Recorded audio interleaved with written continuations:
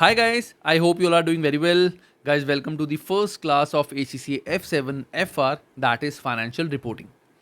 ये जो हमारी फर्स्ट वीडियो है, इस वीडियो में मैं तुम्हारे को बताने वाला हूँ एक तो इंट्रोडक्शन टू दिस सब्जेक्ट कि जो सब्जेक्ट है इसमें क्या क्या है, क्या क्या चीज़ें हम इसमें पढ़ने वाले हैं, ताकि इस सब्जेक्ट को स्टार्ट करने से पहले तुम इस सब्जेक्ट के बारे में थोड़ा सा जान लो ताकि ये सब्जेक्ट ईजिली समझ पाओ।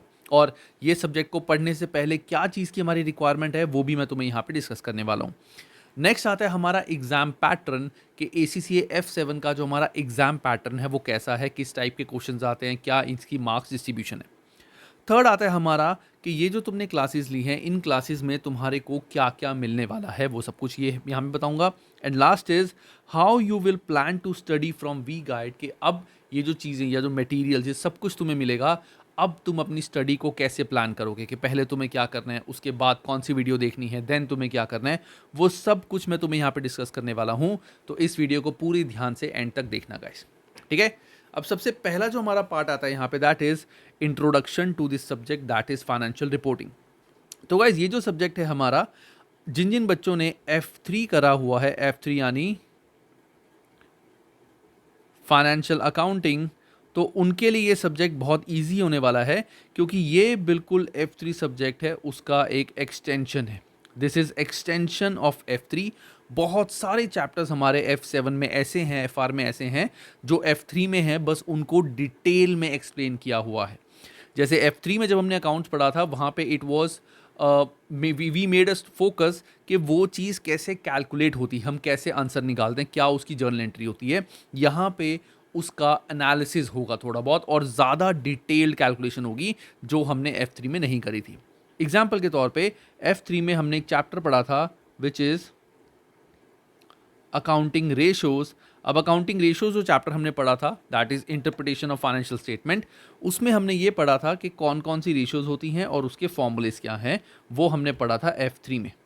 अब F7 में हम क्या पढ़ने वाले हैं गाइज, हमें F7 में चैप्टर में देखा जाए फॉर्मूलेज यही है, फॉर्मूले में कोई चेंज नहीं है, लेकिन F7 में हम उसका एनालिसिस देखेंगे कि ये रेशो, अगर एक कंपनी की रेशो ये आई है, दूसरी कंपनी की रेशो ये है, तो ऐसा डिफरेंस क्यों आया है, ये कंपनी अगर बेटर है तो क्यों बेटर है, क्या रीज़न की वजह से कंपनी बेटर है या क्या ऐसे रीज़न है जिसकी वजह से कंपनी ने अंडर परफॉर्म किया है। ये सारी चीज़ें हम F7 में डिस्कस करने वाले हैं। तो F7 is more detailed, more analytical and more conceptual, ठीक है।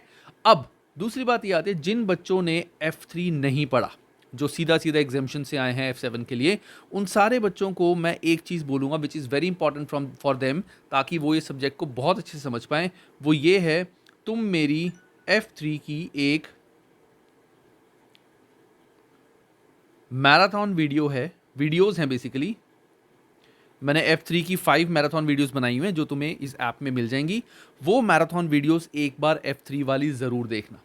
पॉइंट क्या है गाइस, तुम्हें अगर F3 की एग्जाम्शन मिली है, एग्जाम्शन मिलने का मतलब है तुमने अकाउंटिंग पढ़ी हुई है। अगर तो तुमने अकाउंटिंग पढ़ी ही नहीं फिर तो तुम्हें एग्जाम्शन कभी नहीं मिलेगी। तो तुमने अकाउंटिंग पढ़ी हुई है लेकिन तुमने ACCA का F3 नहीं पढ़ा, तो तुम्हें अकाउंटिंग तो आती है लेकिन ये नहीं पता कि ACCA में अकाउंटिंग कैसे करते हैं, ACCA में एंट्रीज क्या होती हैं, ACCA में फॉर्मेटिंग क्या होती है, ठीक है ना। तो तुम्हें सिर्फ मैराथन वीडियोस मेरी जो हैं ये 6 to 7 आवर्स की हैं, तो तुम्हें 2 से 3 दिन लगा के एक बार ये मैराथन वीडियोस देखनी है। इसमें बहुत सारी चीज़ों में मैंने रेफरेंस दिया हुआ है कि तुम इसकी लेक्चर की वीडियो देख लेना, वो तुम स्किप कर सकते हो, लेकिन मैराथन वीडियो से तुम्हें एक आइडिया हो जाएगा कि ये सब्जेक्ट पूरा है क्या, कितने इसमें चैप्टर्स हैं और किस चीज़ों पर हमने फोकस किया और ACCA कैसे अकाउंटिंग करता है, वो सारा मैंने ये कराया हुआ है। तो ये ज़रूर देखना वो बच्चे जिन्होंने F3 नहीं पढ़ी, ठीक है, या एग्जाम्शन ली है। और दूसरे जिन बच्चों ने F3 पढ़ी है और उनको भी काफ़ी ज़्यादा टाइम हो गया है, उनको भी काफ़ी सारी चीज़ें नहीं याद, वो भी चाहो तो ये मैराथन वीडियोस देख सकते हो। ये सारी की सारी वीडियोस तुम्हारी इस ऐप में अवेलेबल है, ठीक है। तो F7 बेसिकली जो सब्जेक्ट है फाइनेंशियल रिपोर्टिंग, ये सब्जेक्ट में हम अकाउंटिंग पढ़ने वाले हैं। तो अगर मैं इस चैप्टर में, इस सब्जेक्ट में तुम्हारी सिलेबस की बात करूँ कि इसके सिलेबस में कौन कौन से चैप्टर्स आते हैं, तो यहाँ पे गाइस जो हम चीज़ें पढ़ने वाले हैं ये मैंने सारी ग्रुपिंग करी हुई है चीज़ों की। चैप्टर नेम अलग हो सकते हैं, ठीक है, हो सकता है इसमें से एक चैप्टर जो मैंने ग्रुपिंग करी हुई है इसके 3 चैप्टर्स हो। तो बेसिकली पूरा जो हमारा सिलेबस है वो इसी में कवर है। तो क्या क्या है इसमें, सबसे पहले आएगा कॉन्सेप्चुअल एंड रेगुलेटरी फ्रेमवर्क, ये थ्योरी का पार्ट है। जब तुम मैराथन वीडियोस देखोगे तुम्हें पता चल जाएगा। जिन बच्चों ने F3 पढ़ी हुई है और उनको मैराथन वीडियोस देखने की ज़रूरत नहीं है, उनको पता ही है कि कॉन्सेप्चुअल एंड रेगुलेटरी फ्रेमवर्क में क्या आता है। देन आएगा टैंजिबल एंड इंटैंजिबल एसेट्स, जिसमें हमारी इनकी डेप्रिसिएशन आएगी, रीवैल्यूएशन आएगी, इम्पेयरमेंट आएगी, सेल आएगी, कैलकुलेशन आएगी, वो सब कुछ हमारा यहाँ कवर होगा। देन आता है recording revenue and government grants. ये जो गवर्नमेंट ग्रांट्स हैं और रेवेन्यूज़ हैं ये हमने F3 में नहीं पढ़े थे, ये यहाँ पे नया आएगा। कंसोलिडेटेड फाइनेंशियल स्टेटमेंट ये हमने F3 में पढ़ा हुआ है, बट यहाँ पे ये थोड़ा डिटेल्ड में आएगा, थोड़ा सा ज़्यादा डिटेल्ड में आएगा ये। देन आता है फाइनेंशियल इंस्ट्रूमेंट एंड लीजिंग, ये नई चीज़ है, ये हमने F3 में नहीं पढ़ी हुई। प्रिपरेशन ऑफ फाइनेंशियल स्टेटमेंट ये हमने F3 में पढ़ा हुआ है, वही यहाँ पे आएगा, थोड़ा सा एडवांस जाएगा। इन्वेंट्री, प्रोविजन, टैक्सेशन ये हमने पढ़ा हुआ है, अगेन थोड़ा सा एडवांस जाएगा, F3 में है ये चीज़ें। Ratios, cash flow, EPS, ratios और कैश फ्लो हमने F3 में करा हुआ है ऑलरेडी, ठीक है। यहाँ पे ऑफकोर्स जैसे कि मैंने बताया कि डिटेल्ड चीज़ें हैं, EPS हमारा नया है। नॉट फॉर प्रॉफिट ऑर्गेनाइजेशन ये हमारा नया है। तो अब मैं तुम्हें बताता हूँ, देखो नई चीज़ें यहाँ पे क्या क्या हैं। तो देखा जाए तो एक ये चीज़ नहीं है, ये दोनों चीज़ें नहीं है, हालांकि थोड़ी बहुत F3 में बहुत थोड़ा सा इसका जिक्र है, बट यहाँ पे डिटेल्ड है ये। यहाँ पे एक दो चीज़ें नहीं आएंगी हमारी, ये हमारा नया टॉपिक है, ठीक है। और यहाँ पे थोड़ा बहुत नया आएगा, बाकी जो मैंने टिक करा है तुम देखो ये सारी चीज़ें हमारी जो हैं ये ऑलरेडी हमने F3 में करी हुई हैं काफ़ी हद तक। तो तुम देखो 50, 60, 70% सिलेबस हमारा F3 वाला ही है, ठीक है। तो वो मैराथन वीडियो ज़रूर देख लेना। अगर तुमने अभी F3 पास करा है फिर तो कोई ज़रूरत नहीं, तुम्हें F3 का सब कुछ याद होगा। सो ये था गाइज हमारा कि इसका ACCA FR that is financial reporting, इसका पूरा सिलेबस क्या है और सिलेबस का इसका पैटर्न क्या है, क्या क्या टाइप्स हैं, क्या क्या क्वेश्चन इसमें आते हैं। अब जो नेक्स्ट पार्ट आता है हमारा गाइज वो है कि इस सब्जेक्ट का एग्ज़ाम पैटर्न क्या है, ठीक है। तो देखो ये जो सब्जेक्ट है हमारा, ये जब एग्ज़ाम होगा ये 3 आवर्स का एग्ज़ाम होगा और ये CBE एग्ज़ाम होगा। CBE एग्ज़ाम मतलब कि तुम्हारे को कंप्यूटर बेस्ड इन्वायरमेंट में ही एग्ज़ाम देना है, ऐसा नहीं है कि तुम्हें पेपर पेन के इसका पेपर पेन पे करना है, कंप्यूटर पे ही सारे एग्ज़ाम्स होंगे, ठीक है। कंप्यूटर पे ही पूरा पेपर तुम्हें देना है। अब कंप्यूटर पे जब तुम एग्ज़ाम दोगे तो किस टाइप के क्वेश्चन तुम्हारे आएंगे वो हम यहाँ डिस्कस करेंगे। तो ये जो सब्जेक्ट है गाइस हमारा फाइनेंशियल रिपोर्टिंग, ये 3 सेक्शंस में डिवाइडेड है। पहला है section A, second is section B and third is section C। Section A में जो हमें क्वेश्चंस आएंगे वो हमें 15 ऑब्जेक्टिव क्वेश्चंस आएंगे, 15 objective questions, not multiple choice. ये मैं अभी बताऊंगा टाइप ऑफ क्वेश्चंस क्या होते हैं, बट 15 ऑब्जेक्टिव क्वेश्चंस आएंगे, 2 मार्क्स ईच, ठीक है। 2 मार्क का एक क्वेश्चन होगा और 15 ऑब्जेक्टिव क्वेश्चंस हमें आएंगे अलग अलग। देन आता है सेक्शन B। सेक्शन B में हमें 3 केस स्टडीज आएंगी, ठीक है, और हर केस स्टडी हमारी 10 मार्क्स की होंगी। तो हमारे 15 objective question, 2 marks each, 30 marks हमारे यहाँ पे कवर हो गए।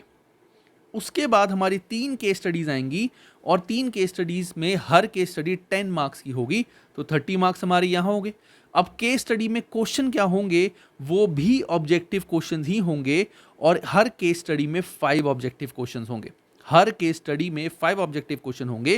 दैट मीन्स देखा जाए तो सेक्शन B में भी तुम्हें काइंड ऑफ 15 क्वेश्चंस ही आएंगे, ऑब्जेक्टिव क्वेश्चंस आएंगे। बट फर्क क्या है, यहाँ पे क्वेश्चन सारे इंडिपेंडेंट थे, यहाँ पे एक केस स्टडी होगी उससे रिलेटेड 5 क्वेश्चंस आएंगे। जैसे क्या हो सकता है कि तुम्हें एक बड़ा क्वेश्चन दे दिया, बड़े क्वेश्चन में तुम्हारे को 5 चीज़ें बता दी कि बताओ ये फिगर कितनी आएंगी, ये हमारा क्वेश्चन है, ये तुम्हारे को क्वेश्चन दिया हुआ है, तुम्हारा क्वेश्चन है, बताओ इस क्वेश्चन में ये क्या होगा, ये क्या होगा, ये क्या होगा, ट्रू और फॉल्स, ऐसे करके हमें क्वेश्चन आ सकते हैं। ये है हमारा केस स्टडी वाला और ये भी होगा 30 marks. 3 case studies, 10 marks each and 5 objective question her case study में हमें आएंगे। सेक्शन C जो हमारा है, यहाँ पे हमें 2 सब्जेक्टिव क्वेश्चन आते हैं, बड़े क्वेश्चन आते हैं 20 मार्क्स ईच में। अब सब्जेक्टिव क्वेश्चन का मतलब हमें ये लिखना पड़ता है, यस हमें ये लिखना पड़ेगा, लेकिन यहाँ पे फ़र्क क्या है, नॉर्मली हम पेपर पे क्या करते हैं, पेपर पे अपने फॉर्मेट्स बनाते हैं, यहाँ पे हमें स्प्रेडशीट या फिर वर्ड, स्प्रेडशीट या फिर माइक्रोसॉफ्ट वर्ड, ये गिवन होगा। पूरा हमें स्प्रेडशीट यहाँ पे बना के दी गई होगी, वर्ड पूरा हमें बना के दिया गया होगा।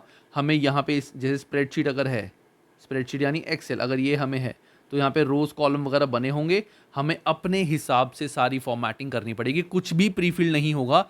हमें नाम भी खुद टाइप करना पड़ेगा, हमें नंबर भी खुद टाइप करना पड़ेगा। जैसे F3 में होता था कि सब कुछ गिवन होता था, हमें सिर्फ वहाँ पे नंबर डालना है, नहीं, हमें यहाँ पे नाम, फॉर्मेटिंग सब कुछ खुद करना है। एज इन लाइक तुम पेपर पे अपना पूरा क्वेश्चन सॉल्व कर रहे हो, लेकिन यहाँ पे पेपर तुम्हारे स्प्रेडशीट है। और जैसे अगर क्वेश्चन है जिसमें टाइपिंग करनी है तो वो तुम्हारे वर्ड में क्वेश्चन आ सकते हैं। हाँ, कुछ क्वेश्चन ऐसे होंगे जो वर्ड में भी आ सकते हैं, जैसा मैंने अभी तुम्हें बताया था, इंटरप्रिटेशन ऑफ फाइनेंशियल स्टेटमेंट। ठीक है, तो ये हमारा होता है गाइस सेक्शन सी, जिसमें 2 सब्जेक्टिव क्वेश्चन आते हैं, 20 मार्क्स ईच। अब क्वेश्चन के टाइप्स क्या होते हैं? अब यहां पे तो मैंने तुम्हें बता दिया कि सब्जेक्टिव क्वेश्चंस आते हैं, बड़े क्वेश्चंस आते हैं। अब ये जो ऑब्जेक्टिव क्वेश्चंस हैं, इन क्वेश्चंस में क्वेश्चन के टाइप्स क्या होंगे? सो गाइस, जो हमारा सबसे पहला दैट इज सेक्शन ए और सेक्शन बी के क्वेश्चंस आते हैं। सेक्शन ए में भी हमारे 15 ऑब्जेक्टिव क्वेश्चन है, सेक्शन बी में भी देखा जाए तो इनडायरेक्टली 15 ऑब्जेक्टिव क्वेश्चन आते हैं, 3 केस स्टडी आती है और 5 ऑब्जेक्टिव क्वेश्चन पर केस स्टडी आएंगे। अब ऑब्जेक्टिव क्वेश्चन किस किस टाइप के होते हैं? पहला तो होता है गाइस मल्टीपल चॉइस क्वेश्चन। इसमें क्या है, जैसे हमारे को 4 ऑप्शन, 3 ऑप्शन, 5 ऑप्शन दिए हुए हैं और हमें इसमें से एक चूज करना है, that is called multiple choice question, कि हमें 3-4 में से एक चूज करना है। ठीक है, उसके बाद आता है गाइस हमारा मल्टीपल रिस्पॉन्स क्वेश्चन। अब मल्टीपल रिस्पॉन्स क्वेश्चन क्या होते हैं कि हमें 4 ऑप्शंस दिए हुए हैं या 5 ऑप्शन दिए हुए हैं, हमें उसमें से चूज करना है एनी 2। यस गाइस, ऐसे भी आ सकता है कि चूज एनी 2, चूज एनी 3, ऐसे करके भी हमें क्वेश्चन यहां पे आ सकते हैं, मल्टीपल रिस्पॉन्स क्वेश्चंस। ठीक है, अब इसके बाद अब एक क्वेश्चन जो बच्चों के माइंड में आ रहा होगा वो भी ये आ रहा होगा कि सर मल्टीपल रिस्पॉन्स में लेट से हमारे पास 4 ऑप्शंस थे और हमें 2 आंसर सही सिलेक्ट करने थे, हमने एक सही सिलेक्ट किया, एक गलत सिलेक्ट किया, तो क्या हमें 1 मार्क मिलेगा? बिल्कुल नहीं। यहां पे पार्शियल मार्किंग नहीं होती, कोई पार्शियल मार्किंग नहीं होती। मतलब अगर तुमने पहला क्वेश्चन गलत, एक भी पार्ट गलत कर दिया तो तुम्हारा पूरा पूरा क्वेश्चन गलत हो जाएगा, तुम्हें कोई पार्शियल मार्किंग यहां नहीं मिलेगी, या तो 2 मिलेंगे या 0 मिलेंगे, तो तुम्हें दोनों ही सही करने पड़ेंगे। ठीक है, that is multiple response question, और ये पार्शियल मार्किंग इन सब के लिए एप्लीकेबल है। नेक्स्ट आता है हमारा मल्टीपल रिस्पॉन्स मैचिंग। अब इसमें क्या होता है, तुम्हारे को 4 चीज़ें यहाँ दी होंगी, 4 चीज़ें यहाँ दी होंगी, तुम्हें मैच करना होगा कि कौन सी किसके साथ मैच कर रही है। ठीक है, ऐसे क्वेश्चन आ सकते हैं कि तुम्हें कौन सी किसके साथ मैच कर रही है, ये तुम्हारे को ऐसे करना पड़ेगा। तुम वहाँ लिखोगे A with 2, B with 3, B with 4, C with A, D with 3, तो ऐसे करके तुम्हारे को क्वेश्चन आ सकते हैं, that is multiple response matching. Last आता है तुम्हारे को guys direct question. Direct question क्या होता है कि तुम्हारे को एक बॉक्स दिया होगा, उसमें लिखा होगा value in dollars, in million, या तो लिखा हुआ इन मिलियन वैल्यू लिखो। जैसे अगर मान लो तुम्हारे ये आंसर आ रहा है विच इज 10 मिलियन। अब यहाँ पे लिखा हुआ है वैल्यू इन मिलियन, तो तुम्हें यहाँ पे 10 लिखना पड़ेगा, 10 मिलियन। अगर तुम यहाँ पे ऐसे लिख दोगे तो तुम्हारा आंसर गलत हो जाएगा। बहुत ध्यान से हमें डायरेक्ट क्वेश्चन देखने पड़ते हैं। दूसरा क्या होता है डायरेक्ट क्वेश्चन में, लेट से हमारा आंसर पॉइंट्स में आ रहा है, जैसे हमारा आंसर आ रहा है 2375.89। ठीक है, 2375.89। अब कई बार जब हम आंसर निकालते हैं, तुम कैलकुलेटर पे आंसर निकालोगे या वैसे आंसर निकालोगे तो थोड़ा बहुत डिफरेंस आ सकता है। हो सकता है 2374 आए या 2377 आए, थोड़ा बहुत डिफरेंस आ सकता है। तो ऐसा नहीं है कि ACCA तुमसे एग्जैक्ट फिगर मांगेगा, ऐसा नहीं है। ACCA में क्या होगा, वो इस सॉल्यूशन में एक रेंज बना के रखते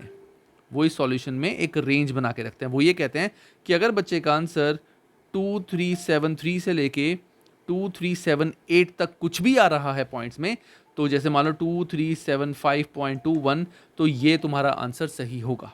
ठीक है, दैट इज हमारा, ठीक है, तो ये वाला आंसर हमारा सही होगा। This is direct question. तो इस टाइप के हमारे जो क्वेश्चंस ऑब्जेक्टिव क्वेश्चन में, इन 4 टाइप्स के हमारे क्वेश्चंस आते हैं। और जैसे कि मैंने बताया, इस पूरे में कहीं पे भी पार्शियल मार्किंग नहीं होती, तुम्हें पूरा का पूरा क्वेश्चन सही करना पड़ेगा। अब नेक्स्ट आता है हमारा 2 सब्जेक्टिव क्वेश्चंस। ये तो मैंने तुम्हें बताया ही है कि ये हमारे को शीट गिवन होगी, यहाँ पे हमें हर चीज़ टाइप करनी पड़ेगी, जस्ट लाइक कॉपी पे जैसे तुम लिखते हो, एग्जाम में तुमने लिखा था, बिल्कुल वैसे ही तुम्हें सब कुछ यहाँ पे लिखना पड़ेगा, प्रेजेंट करना पड़ेगा। और यहाँ पे ऑफ कोर्स यहाँ पे पार्शियल स्टेप मार्किंग होती है, यहाँ पे पार्शियल स्टेप मार्किंग होती है। हर चीज़ के स्टेप्स देखे जाते हैं, स्टेप सही हैं तो तुम्हारे को उसके मार्क्स मिलते हैं। तो ये होता है गाइस हमारा ACCA FR, that is financial reporting का पूरा एग्जाम पैटर्न के किस टाइप के हमारे क्वेश्चंस आते हैं, क्या क्या सेक्शंस होते हैं। 3 आवर्स का हमारा क्वेश्चन पेपर पूरा होता है। अब आता है गाइस नेक्स्ट पार्ट हमारा, what you will be getting. अगर तुम हमारे थ्रू ये क्लासेस पढ़ रहे हो तो तुम्हें हमारे से क्या क्या मिलने वाला है। सो गाइस अब आती है तुम्हें क्या क्या चीज़ें हमारे थ्रू मिलने वाली हैं। तो सबसे पहला, तुम्हारे को F7 के सारे चैप्टर्स की पूरी वीडियोस मिलेंगी, सारे चैप्टर की पूरी पूरी डिटेल्ड वीडियोस मिलेंगी, प्लस तुम्हें एग्ज़ाम किट के क्वेश्चंस जो हैं बीपीपी के उसकी वीडियोस भी मिलेंगी। बट उसमें सिर्फ और सिर्फ हमारे ऑब्जेक्टिव क्वेश्चंस ही होंगे, सब्जेक्टिव क्वेश्चंस की मैं वीडियोस नहीं बनाऊंगा।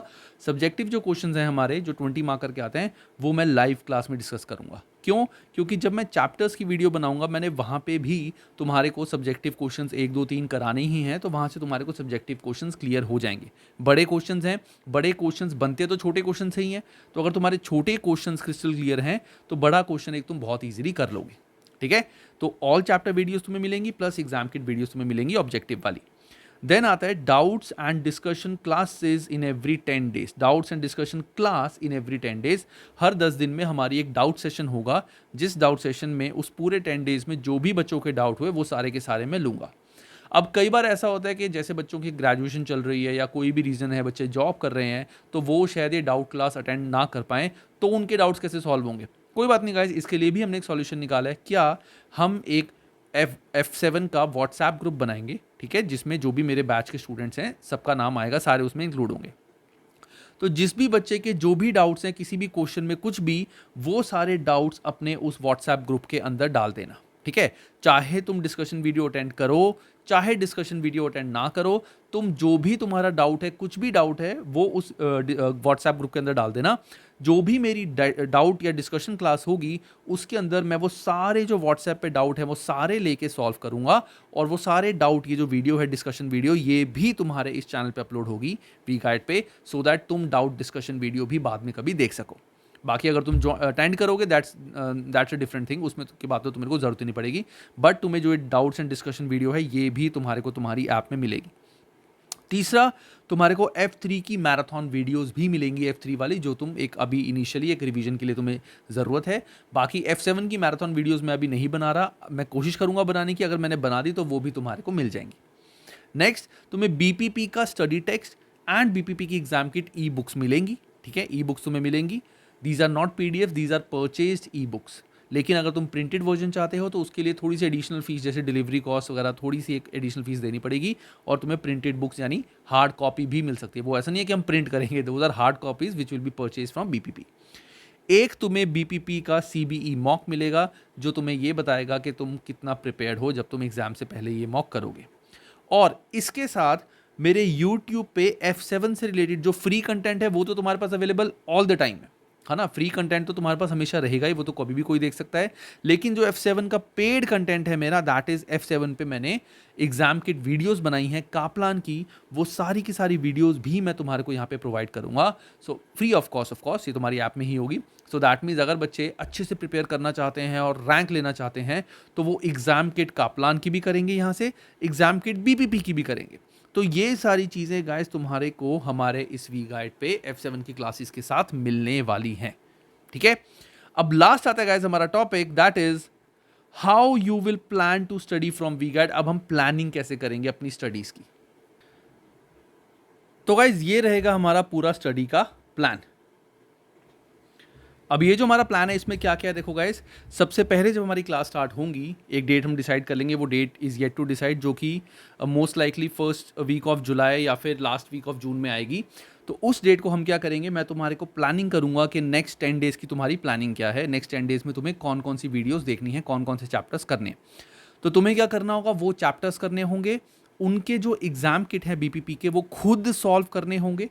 क्या बोला मैंने, उनकी जो एग्ज़ाम किट हैं, एग्ज़ाम किट तुम्हें खुद सॉल्व करनी है, और खुद देखना है कि उस एग्ज़ाम किट में कितने क्वेश्चंस तुम्हारे सही हो रहे हैं, कितने गलत। अगर काफ़ी ज़्यादा सही हो रहे हैं तो बहुत अच्छी बात है, अगर काफ़ी ज़्यादा सही नहीं हो रहे देन तुम उस एग्ज़ाम किट की वीडियोस देखोगे, वो भी तुम्हारे को मिल जाएंगी विद इन वो 10 डेज़। तो उन 10 डेज़ में तुम्हारे को वो चैप्टर्स और उनकी एग्ज़ाम किट वीडियोज़ मिल जाएंगी। तो तुम्हें दोनों देखनी है, बट एग्ज़ाम किट पहले खुद सॉल्व करनी है, खुद सॉल्व करके देखना है कि तुम्हें कितना आता है कितना नहीं आता, एंड देन तुम्हें एग्ज़ाम किट देखनी है। ठीक है, इस तरह से तुम 10 डेज़ वो काम करोगे।